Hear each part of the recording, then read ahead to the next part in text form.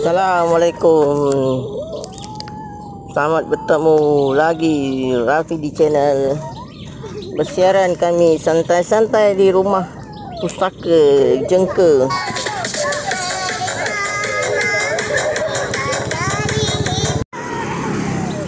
Assalamualaikum. Selamat bertemu lagi Rafi di channel. Bersiaran kami santai-santai di rumah pustaka Jengka.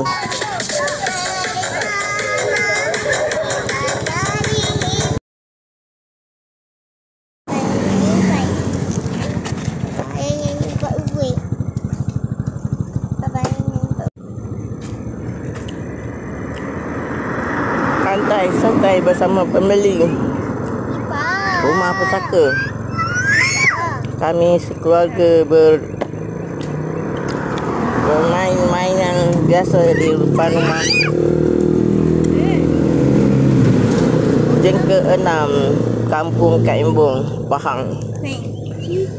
Kami family Akmal binti Ismail sebelah mentua dibesarkan di Pahang. Rumah ni rumah peninggalan Atuk Ismail yang berasal dari Pahang.